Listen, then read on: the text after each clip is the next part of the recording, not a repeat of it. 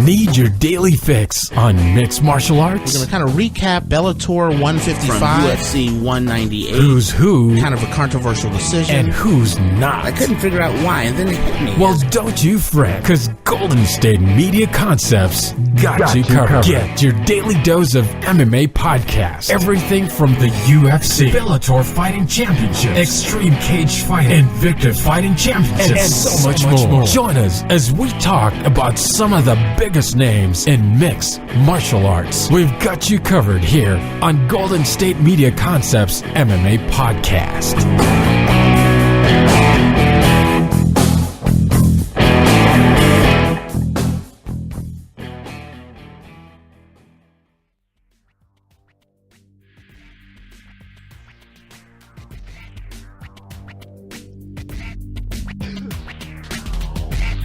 All right, now, thank you for tuning into the GSMC MMA podcast, brought to you by the GSMC Podcast Network. I'm your host, Tate, and today we are going to be talking about some WWE news and some Ronda Rousey, some Daniel Cormier, and some Stipe Miocic. We're going to talk about that fight on UFC on Fox, Jacare Souza versus Derek Brunson. And then we're going to finish up with talking about Miocic versus Ronda Nunes, and some Chris Cyborg and some Amanda Nunes news. And we'll sprinkle in a little Nate Diaz in there as well. So it was a nice, fun weekend watching a lot of fights. I watched the Bellator event, watched Lorenz Larkin win, then moved on over, watched the ONE FC event, which was, ONE FC is one of those, is an organization that we don't get, it's very hard to find in the States, but if you get a chance to check it out, one championship is not ONE FC anymore. One championship is one of my favorite organizations to watch. They had a nice event this weekend, so I watched that, and then I rolled right on into watching on Saturday the UFC on Fox, and it's kind of one of those things where on Sunday there wasn't much going on. And I've been seeing a whole bunch of things on Facebook about with the Royal Rumble and some of the old Royal Rumble matches. And I don't even really watch the WWE anymore. I haven't watched it in years. But they were showing some of the old Royal Rumble matches on Facebook. And so I was just kind of curious. So I went ahead and I decided to tune into the Royal Rumble this year. This is going to be the first year that they actually have a Royal Rumble match where there's going to be an all women's Royal Rumble. And so I was kind of intrigued by that as well. And to my surprise, who do I see? What I see, I'm completely surprised, is Ronda Rousey shows up at the Royal Rumble. Now, everyone knew she was going to be, she's going to be in WrestleMania, but a lot of people didn't know she was going to be at the Royal Rumble.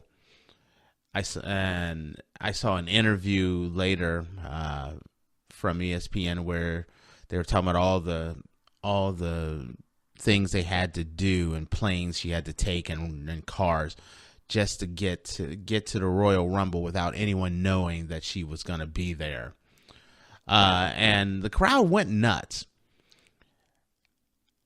And it was kind of cool. And then she came out in her best Roddy Piper gear. She had her hot rod, which with the Ronda Rousey music, and it was kind of cool.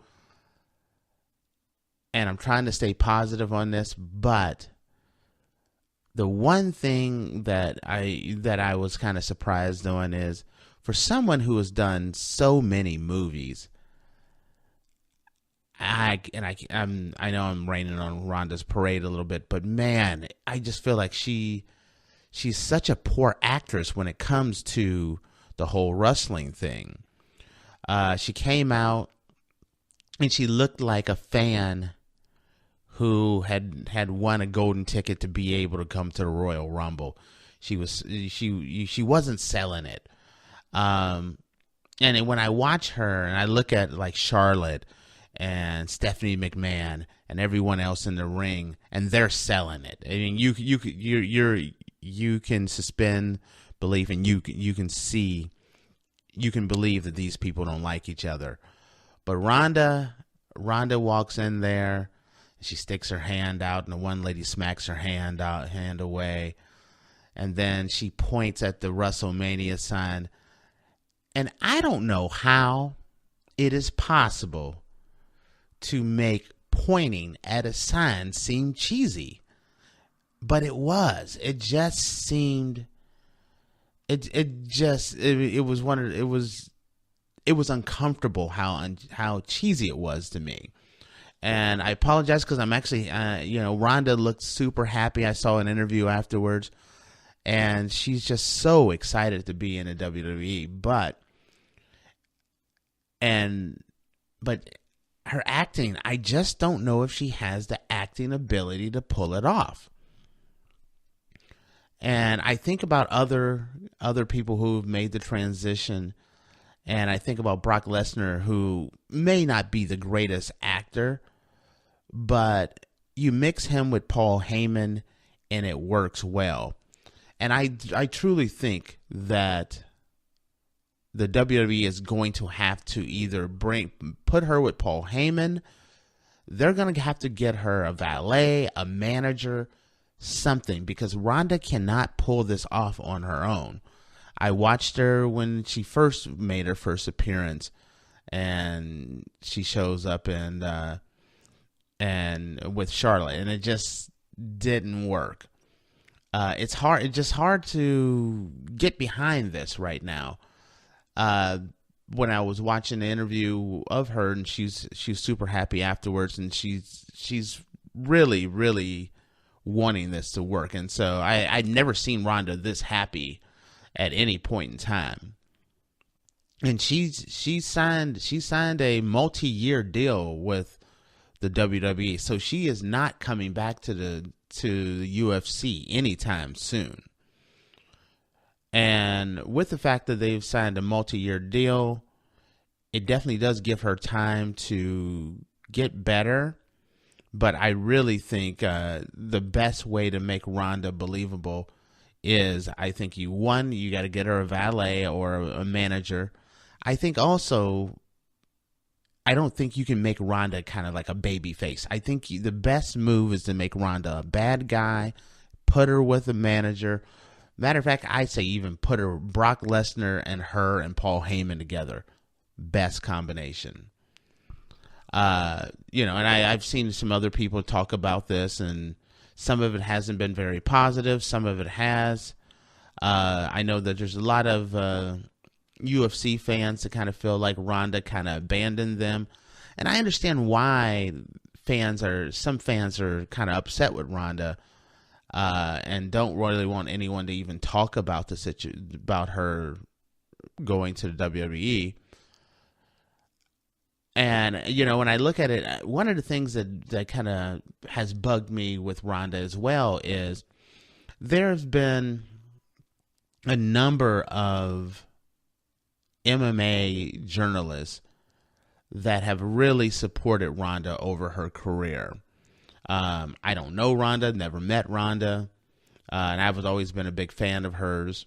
But, guys like Ariel Helwani and a bunch of other ones where they were big supporters of Ronda for years, and Ronda just really gave them the cold shoulder. Even when she came back for the Amanda Nunes fight, she didn't want to talk to any MMA journalist. And so I do agree with fans and some of the writers when they talk about maybe you shouldn't even be covering this because all you're doing is kind of supporting Ronda by talking about this. It is MMA news. It's WWE news. It's MMA news. It's big news. But it's a big mixture of from excitement to who cares, don't want to hear about it anymore. So with that, I am definitely curious to see what happens with Ronda and how they're going to work with the storyline. They're definitely going to take her to, she's definitely going to be at WrestleMania. And it looks like she's going to be an everyday character or every week character on the WWE. So we'll see how her progression goes as far as a talent in the WWE. And so that's pretty much all I have to do is say on that one. When we get back, we're going to get to the real UFC news and MMA news. So stay tuned. We're going to take a quick break, and we'll be right back. Check out the show built around the women of MMA. From the UFC to the extreme cage fighting, we got the fights covered. Listen. It's the Golden State Media Concepts Women's MMA Podcast. The latest news of upcoming fights, discussions of previous matches. Join us as we talk to and about the biggest names in women's mixed martial arts, past, present, and future. When it's the women's fight game, you know where to listen to. The Golden State Media Concepts Women's MMA Podcast.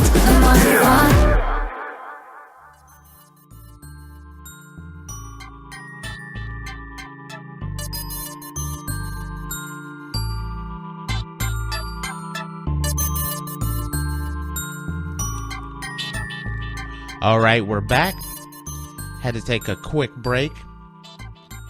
And we were just talking about Ronda Rousey announced pretty much her coming out, making her debut at the WWE Royal Rumble, and how she is now going to be a full-time WWE star.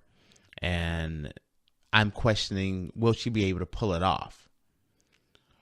Well, speaking of pulling it off, the UFC has pulled off a fight that I did not think was going to happen. This past weekend, on Friday, the UFC announced that that the new 27th season of The Ultimate Fighter will feature undefeated fighters who will be in the house fighting for a UFC contract, and their coaches, Stipe Miocic and Daniel Cormier. And at the end of The Ultimate Fighter, Cormier and Stipe will actually fight during the seventh annual International Fight Week at UFC 220. This blew my mind. I wasn't expecting this at all. I know that the talk was that, this could be the match, the fight, and that Dana thought this would be the best, the next move for Stipe.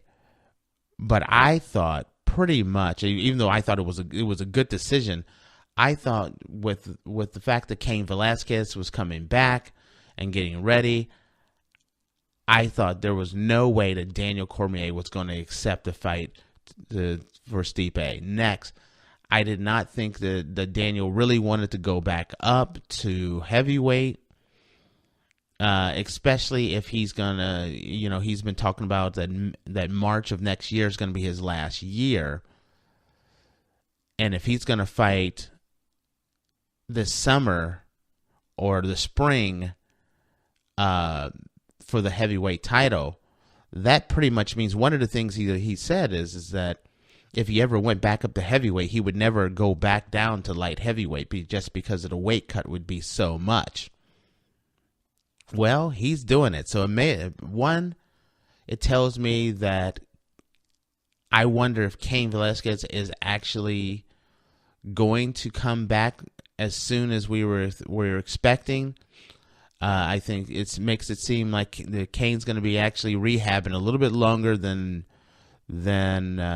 we thought, or that Cain is not ready to fight for the heavyweight title. because if Kane wanted the heavyweight title, there's just no way that Daniel would be fighting Stipe. Now Stipe, this is the perfect matchup for Stipe. It's a situation where, coming off of his blockbuster win over Francis Ngannou, setting the record for most heavyweight championship title defenses, to roll right into a super fight is just what the doctor ordered. It's just what the doctor ordered for Stipe. It's, as far as giving him the notoriety, it's just what the doctor ordered for Daniel Cormier. Winning the heavyweight title will make everyone forget all about those Sue John Jones losses. Being the second greatest light heavyweight in history and becoming a two-time champion, and that two-time champion is going to be light heavyweight and heavyweight. This is a career legacy making fight for Daniel Cormier. And then, as far as the UFC goes, with the way the ratings have been for some of the fights so far this year, the ratings are way down. Even this weekend's event barely broke. It was a little over 1 million viewers. This is one of those fights. This is exactly what the UFC needs to do. Don't be surprised to see blockbuster fight after blockbuster fight the rest of this year, because they are desperately trying to get that television deal. The goal was to hit 400 million. And if you're booking fights like this is what they're going to have to do. If there's no Ronda Rousey's not coming back. No one knows if Conor McGregor is coming back, but it doesn't look good. And then you don't have there's no John Jones. So the best way to do it is to start booking more super fights like this. And I think you're going to see a lot of those. When you start thinking about Stipe versus Daniel, you got TJ Dillashaw against Mighty Mouse. You're gonna have a Nunes versus Cyborg. You got the rematch with Rose and Joanna. There's going to be blockbuster matches signed the rest of the way. And I'm truly intrigued by this one, though. It's gonna be nice. This is an Ultimate Fighter that is worth seeing. First off, two very classy guys. Both of them are very fun guys. So it'll be interesting to see how they interact in the Ultimate Fighter house. Both the guys have been very friendly, and as far as I'd even go as far as say friends. So it's going to be very interesting to see how that dynamic evolves in the house, where you have a competitive situation on top of it peaking at those two fighting at UFC 226. So that is something that I am so looking forward to seeing. So with that, the next thing we're going to talk about is we're going to talk a little bit about this weekend's fight where Jacare Souza fought Derek Brunson. This was the second time they fought. This time they were fighting in Charlotte, North Carolina. And it doesn't matter how many years had gone by. This fight pretty much turned out exactly the way the previous fight went. It ended with a Jacare Souza first round knockout the first time, and this time it ends at a Jacare Souza first round knockout. When we come back, we're going to talk about that fight, and we're going to talk about how this fight is going to shape the rest of the division. Stay tuned, and we'll be back. This is your ultimate stop for everything sports. The Golden State Media Concepts Sports Podcast. Should I say more? From the NFL, MLB, the NBA to MMA, it's all in here. The Golden State Media Concepts Sports Podcast. Listen now.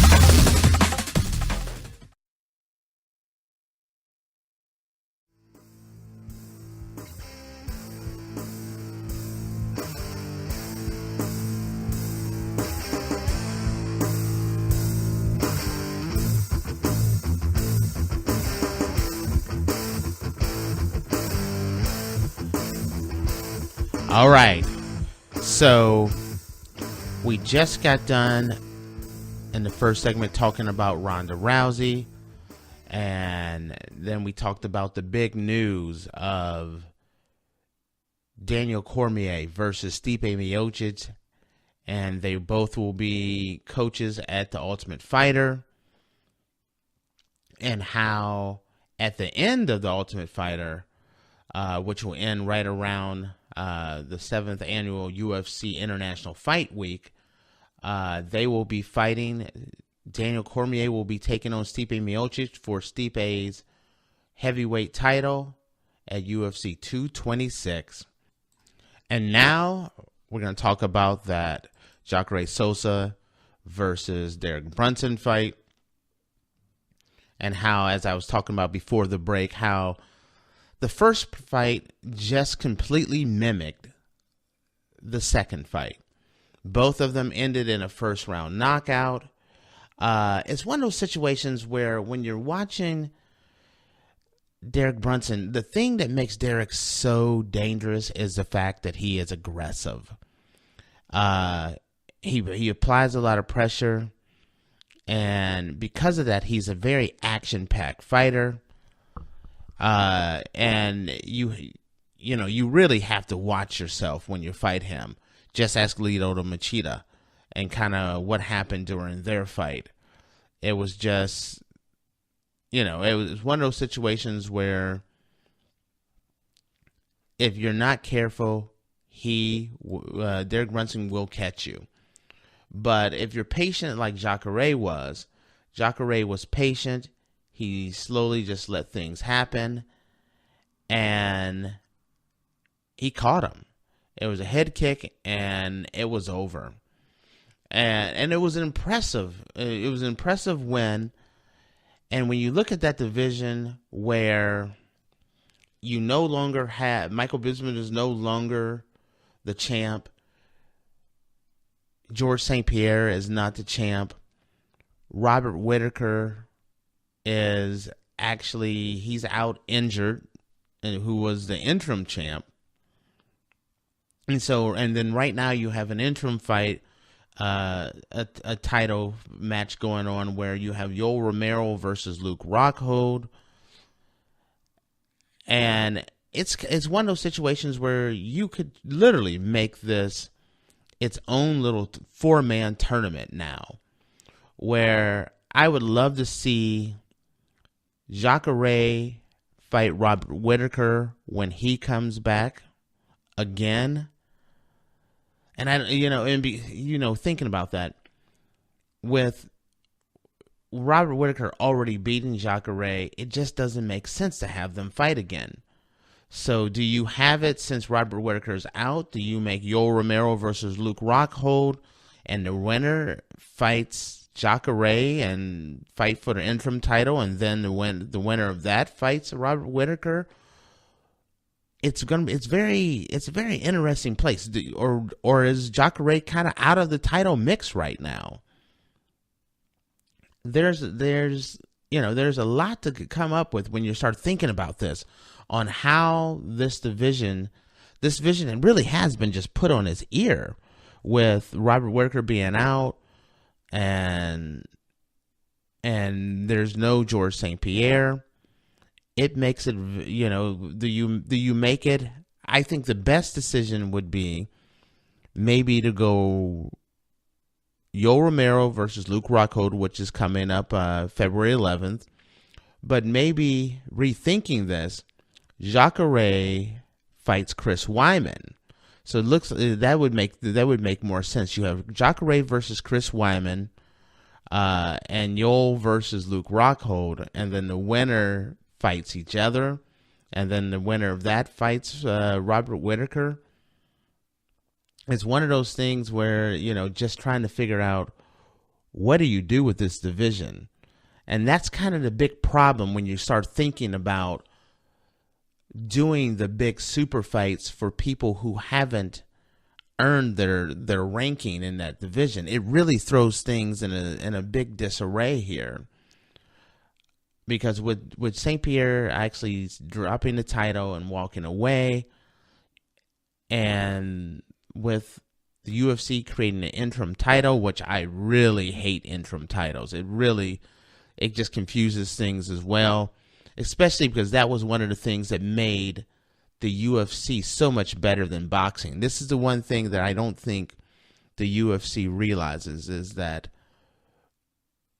when I was a big boxing fan, the biggest problem I had is, who is the real champion? Every division had multiple champions. There was new belts coming out all the time. And all of a sudden, the UFC is starting to take on that same model, which is what has been the death of boxing.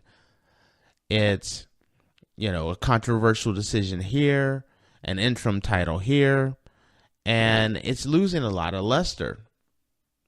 And I think the only way to make and with the television contract up, and you're looking at more super fights to come, I see this year being the year where the UFC and the divisions, the division titles no longer matter, because it's just too confusing. You can't really figure out who truly is the real champion. Even in this division, when you look at it and you say, is Robert Whittaker the champ, or is it Yoel or Luke Rockhold who's going to be whoever wins between that one?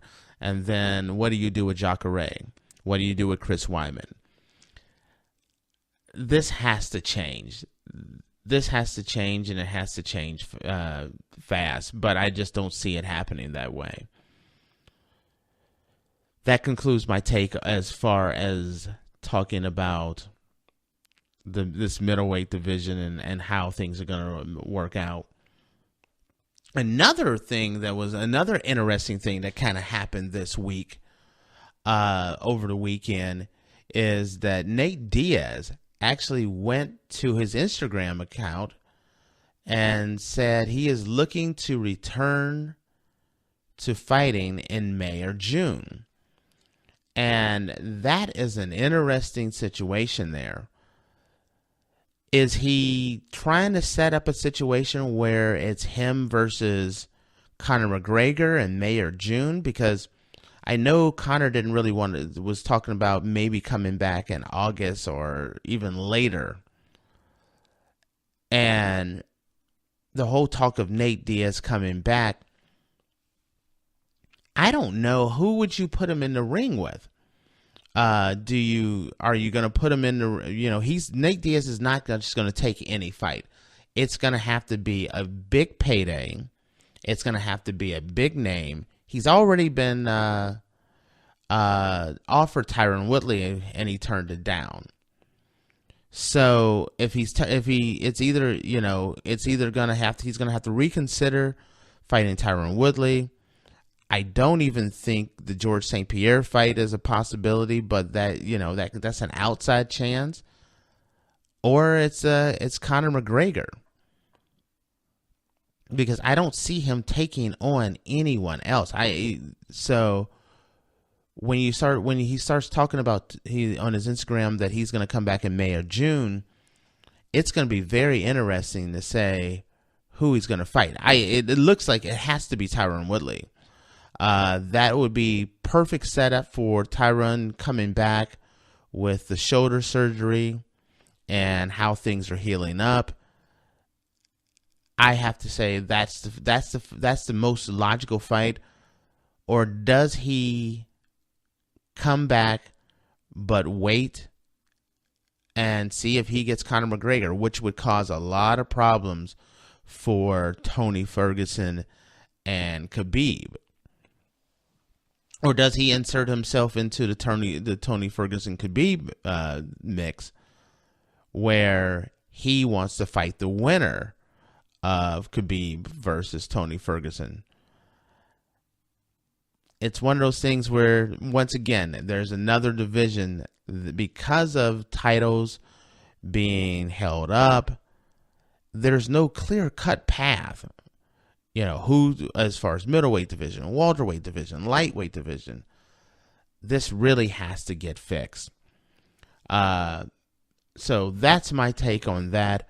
When we come back, we're going to talk a little bit more. We're going to talk about the women's featherweight division and bantamweight division and strawweight, because we're going to be talking about Ronda Rousey versus Joanna Jędrzejczyk. And then we're going to also talk about the Chris Cyborg Amanda Nunes fight that looks like it's going to happen. With that, stay tuned, and we'll be back. We're just going to take a quick little break, and we'll be right back. Check out the show built around the women of MMA, from the UFC, Invicta FC, Bellator, and One Championship. We got the fights covered. It's the Golden State Media Concepts Women's MMA Podcast. The latest news of upcoming fights, discussions of previous matches. Join us as we talk to and about the biggest names in women's mixed martial arts, past, present, and future. When it's the women's fight game, you know where to listen to. The Golden State Media Concepts Women's MMA Podcast.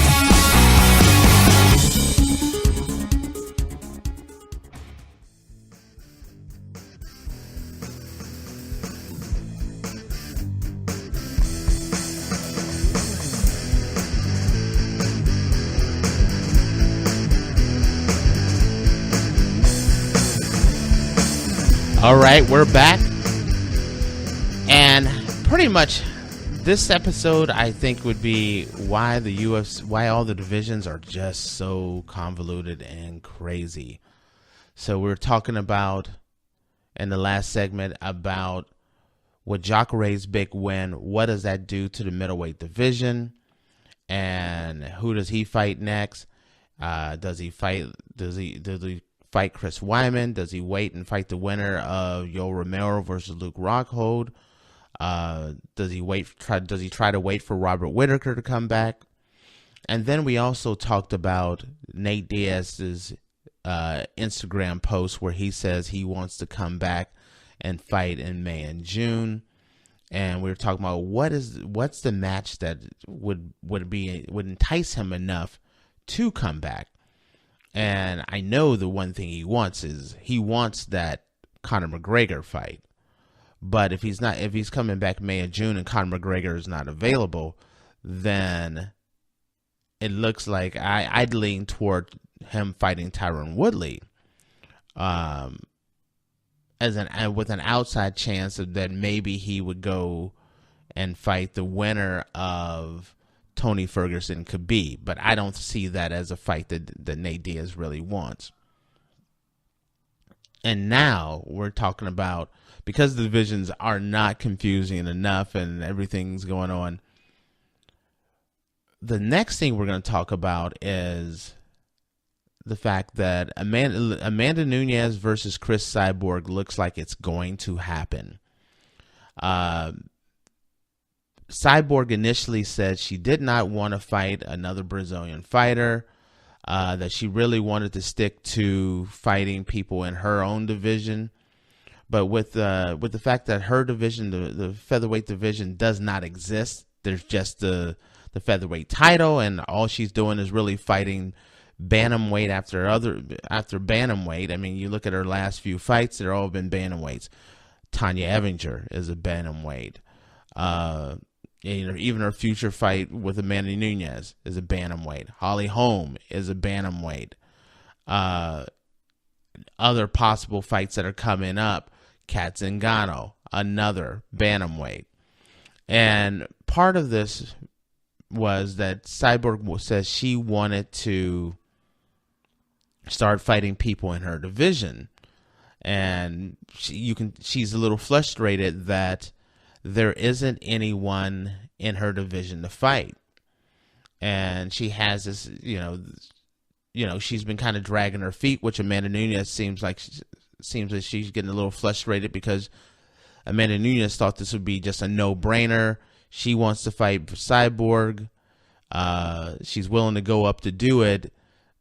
The negotiations have kind of stalled, and Amanda Nunes just doesn't understand why the negotiations are stalling. But Cyborg lately, and Cyborg is a very, very nice person, first off. But Cyborg has been doing some things lately that have made me scratch my head. And one of the things that she said that she did was she posted on her Twitter account that she thinks that Megan Anderson problems deals with being, that she's in the country illegally, and that something about an illegal marriage so she can be in the country.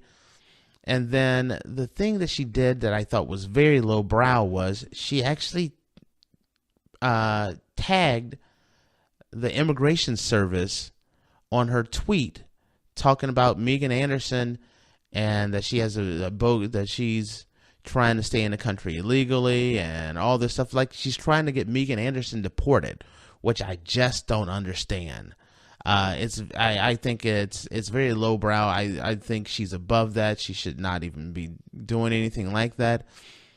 And then another thing that Cyborg has done, not necessarily that she's done, but she's said, she came out and she said that she needs to prove herself by fighting other featherweights, and that she needs to go to Bellator and fight other featherweights because, Bellator has a division, a featherweight division, and Bellator has signed a lot of the top featherweights, and so she feels like she needs to go to Bellator.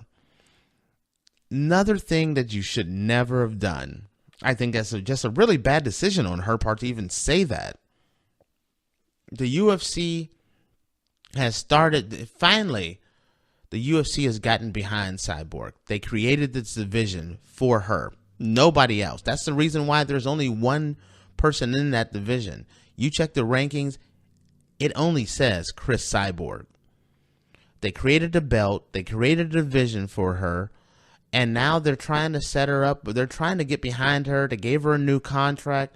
They're giving her the big fights. You got Tanya Evinger, then you roll right into Holly Holm, and now they're more than willing to offer up Amanda Nunes for a big super fight.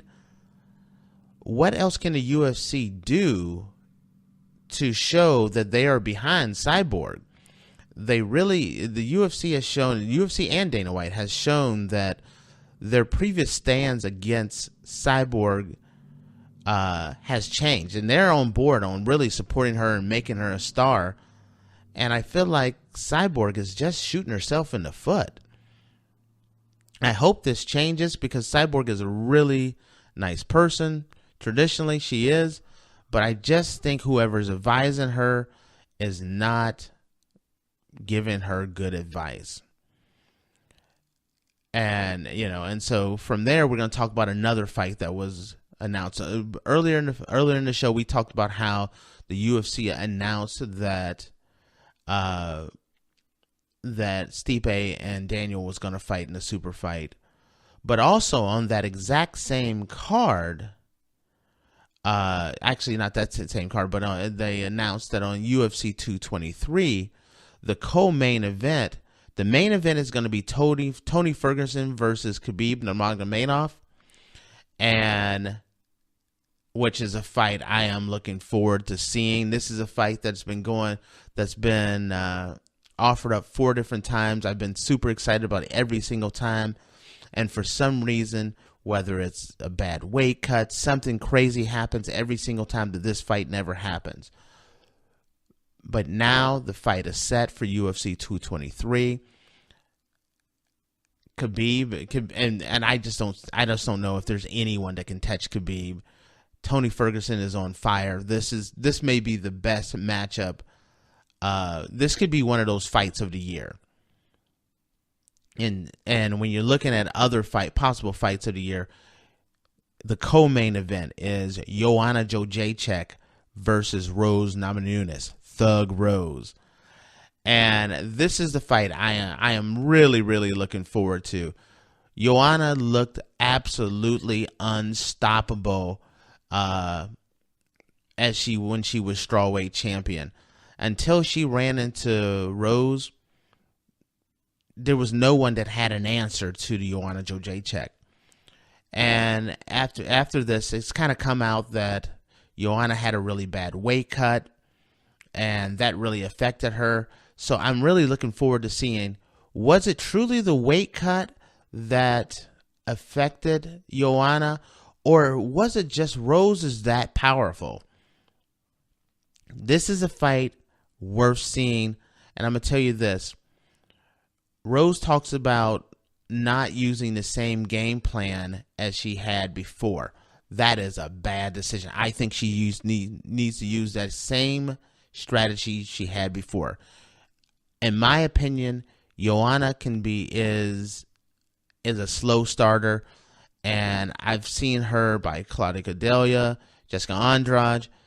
She can get caught early on, and even against Rose, that's kind of what happened. She got caught early on.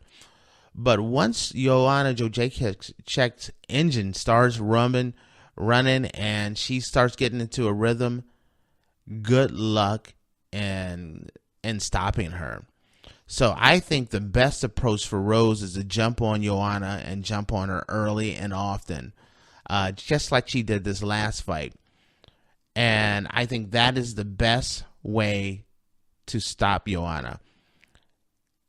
We're going to have to see. Rose says she's going to use a totally different strategy this time. It'll be very interesting to see. But this concludes our show. Just wanted to jump on here and just give you guys, just kind of an update on what's going on in the news and in the world of mixed martial arts. We will be we're going to a format where we're going to be having shows more on a daily basis, in which before we would just have a show, one show a month, 2 shows a month, depending on what's going on. Now that it's getting close to February, we will start going to more of a daily format, making this your spot where you can get all the latest news. So any news that breaks throughout the week, each day, we will be coming on here and keeping you guys informed. So stay tuned, listen up, and I hope you guys enjoy the new format. And with that, to all, a good night. You've been listening to the Golden State Media Concepts MMA Podcast, part of the Golden State Media Concepts Podcast Network.